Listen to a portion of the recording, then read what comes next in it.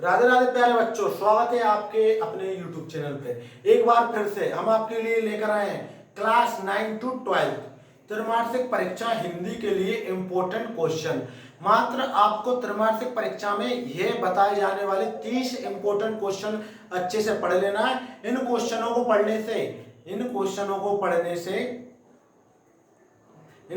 पढ़ने से आपके त्रैमासिक परीक्षा हिंदी व्याकरण जो होती है, भाषा बोध और काव्य बोध, इन दोनों के जो क्वेश्चन है वो पूरे कवर हो जाएंगे इस वीडियो में। तो वीडियो को लास्ट तक देखना है, क्योंकि अपन बोर्ड छोटा है तो थोड़ा थोड़ा करके अपन इसको रब करते चलेंगे और आगे बढ़ते चलेंगे। तो अभी लिखे हैं मात्र 10 क्वेश्चन, इसके आगे 20 और क्वेश्चन बताएंगे। इन 30 क्वेश्चनों को आपको पढ़ना है त्रैमासिक परीक्षा, ठीक है, 9 to 12 हिंदी, ठीक है। चैनल पे न्यू हो तो चैनल को सब्सक्राइब करें और बेल आइकन पर क्लिक करें। तो आइए देखते हैं हिंदी के लिए इंपॉर्टेंट क्वेश्चन। तो देखो, क्लास 9 to 12 हिंदी त्रैमासिक परीक्षा 2025 व्याकरण में क्या है बच्चों, काव्य बोध रहेगा और इसी में रहेगा भाषा बोध, यानी काव्य बोध और भाषा बोध के दोनों के क्वेश्चन है इंपॉर्टेंट 30। इन 30 क्वेश्चनों को आपको अच्छे से कर लेना है, इन 30 क्वेश्चन से आपका बाहर नहीं जाएगा। तो आइए स्टार्ट करते हैं। तो सबसे पहले देखो, पहला क्वेश्चन है कि संचार स्थायी भाव, क्या बच्चों, स्थायी भाव और संचारी भाव में अंतर। तो देखो, सबसे पहली बात कि जो हिंदी व्याकरण में क्वेश्चन आंसर होते हैं ये 2 नंबर में पूछे जाते हैं, तो आपको परिभाषा और उदाहरण दोनों को अच्छे से याद कर लेना है, ठीक है। संचारी भाव और स्थायी भाव में अंतर। क्वेश्चन नंबर 2 है कि रस की परिभाषा देते हुए रस के भेद भी बताइए, यानी कि रस की परिभाषा देते हुए उसके भेद भी बताइए। क्वेश्चन नंबर 3 है कि वीर रस की परिभाषा उदाहरण सहित। क्वेश्चन नंबर 4 सरोटा छंद की परिभाषा उदाहरण सहित।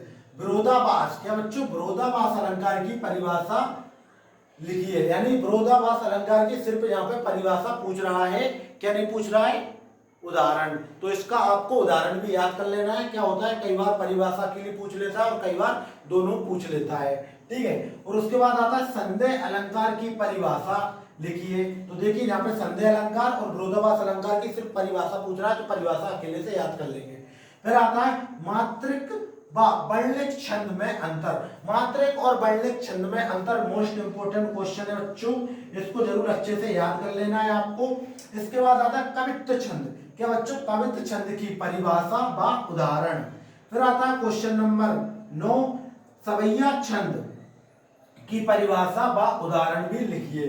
फिर आता है अभिधा, अभिधा शब्द शक्ति की परिभाषा व उदाहरण। तो जहां पर एक क्वेश्चन आया है अभिधा, देखो यदि आप 11th 12th में हैं तो आपको अभिधा शब्द देखने को मिल गया होगा, लेकिन 9th क्लास के बच्चों को आपको ये पता नहीं होगा कि ग्रामर में इस टाइप के क्वेश्चन भी होते हैं कि अभिधा शब्द शक्ति की परिभाषा भी लिखिए। तो ये है क्वेश्चन 10, इनका स्क्रीनशॉट ले लीजिए या इनको नोट कर लीजिए। चलते हैं नेक्स्ट 11 to 20 इंपोर्टेंट क्वेश्चन, ठीक है। ये 1 to 10 है, फिर आएंगे 11 to 12 और 20।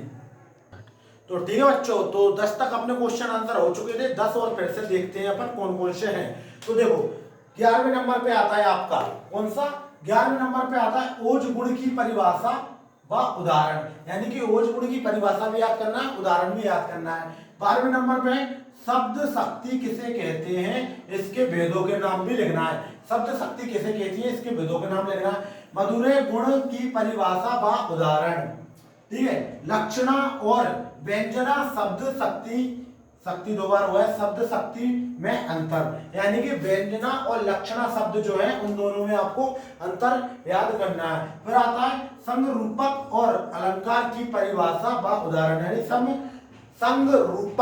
संरूपक अलंकार की परिभाषा उदाहरण सहित। भ्रांतिमान अलंकार की परिभाषा उदाहरण सहित। क्वेश्चन नंबर ये आपका 16 था। क्वेश्चन नंबर 17 है रुबाइयां छंद की परिभाषा उदाहरण सहित, ठीक है। रुबाइयां छंद की परिभाषा उदाहरण सहित। क्वेश्चन नंबर 18 है काव्य खंड और महाकाव्य, खंड काव्य और महाकाव्य में अंतर, ठीक है। मोस्ट इंपोर्टेंट क्वेश्चन है बच्चों इस बार त्रैमासिक परीक्षा के लिए। और महाकाव्य की विशेषताएं, 2 विशेषताएं याद कर लेना, JVIMP क्वेश्चन है। इसके बाद आता है बिंब विधान की परिभाषा है, यानी बिंब विभाग की परिभाषा। देखो, कुछ क्वेश्चन ऐसे होंगे बच्चों जो आपको 9th क्लास में देखने को नहीं मिलेंगे, जो सिर्फ 12th क्लास में है, 9th क्लास में नहीं है, तो उन क्वेश्चनों को आपको नहीं पढ़ना है। जैसे ये वाला क्वेश्चन है, कौन सा क्वेश्चन है बच्चों, कहाँ गया, रुमाइया। जो रुमाइया वाला क्वेश्चन 9th और 10th क्लास में नहीं है, जो 11th और 12th में है। तो कुछ क्वेश्चन इसमें ऐसे भी आएंगे जो 9th और 10th में नहीं होंगे लेकिन 11th 12th में होंगे, तो इनको जल्दी से लिख लीजिए, फिर आगे बढ़ते हैं। ठीक है, जल्दी से इसको नोट डाउन कर लीजिए।